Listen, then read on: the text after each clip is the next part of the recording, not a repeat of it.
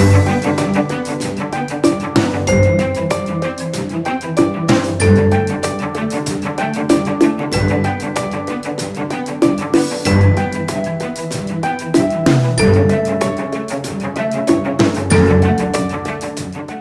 have no idea. Nope.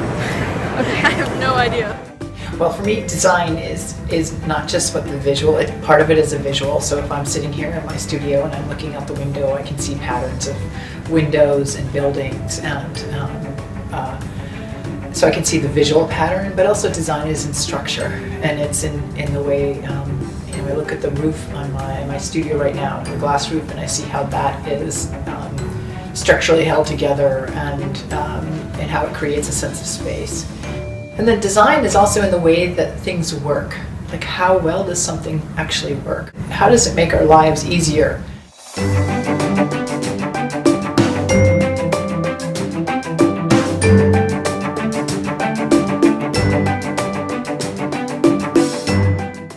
I mean, here in the studio, it's about designing a fabric for a specific purpose, for a specific product.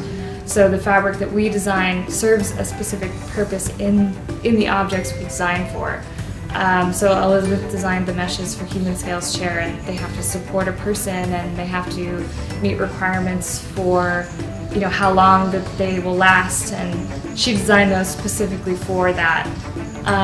They're not just, taken from a mill that makes them. So it's an important part of that chair, and without the fabric, that chair would not be what it is.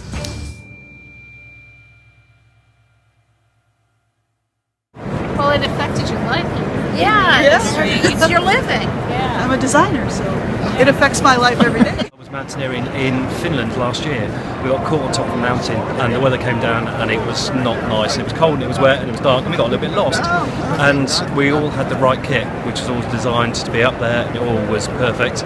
And if we hadn't had that, and hadn't been where we shouldn't have been probably, but with that right kit, we would have been in really probably not a great place. Oh yeah, right now, our log cabin. Yeah. Okay. Yeah, we have a log cabin. So we're trying to furnish it, rebuild it, design it, redesign it. Yeah.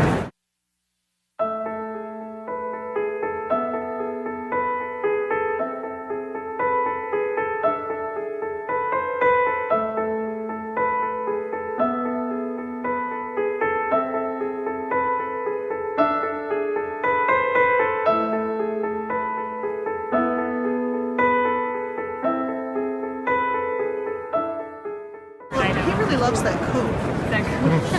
Thank you. What is it about the coat that you really love? I don't know, to be honest with you. I just like the coat. I wouldn't know. I like Silk. I assume and silk. Silk's good. Leather? I don't know if that's a fabric. Yeah. I guess. It is. Yeah. I've got a woolen jumper that I was wearing today actually, just taking it off that my mum knitted for me. Oh yeah. For a Christmas present. It's a bit too big, but nice material, keeps me warm, and she made it, so. No, well, I am also wearing a knitted jumper that my mum knitted for me. It must be comfortable. Yes. That's important. It must Can't be itchy. The drapes that we had someone make for us.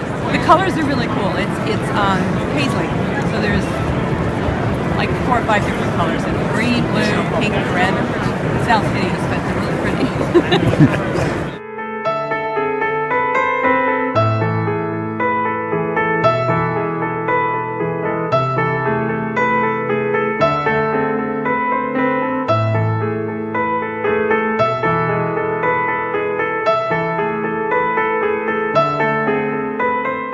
One thing that's been great is to, if we're designing a fabric for a chair or if we're designing a fabric for a running jacket, we have an understanding of how it should be looking. So how it should look, and so I think how is it supposed to go out in the world? I like to work on design and envision and resolve the entire process before it leaves, rather than have it go out in parts. Like, here's in parts. By what I mean by that is, well, here's the fabric, now just go put it on a chair. And instead, it's, well, where's the chair? Let's put the fabric on it and make sure it works and it looks right. If it isn't, we need to fix it or adjust it, and then send the fabric out on its intended use for the chair, knowing that it works. So if I'm working on something that is a stretch jacquard, I think, well, that's supposed to be for furniture. How is somebody supposed to experience this? Like, what can we do to make it better?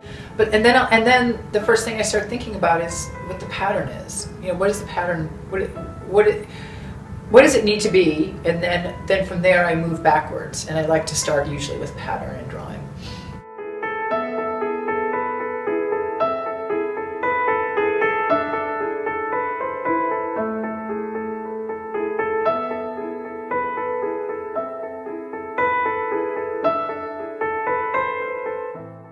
I think in some ways we design from the ground up, but now I'm wondering if we also design from backward to forward, like, you know, considering what the end use is, and then and starting our design process from there.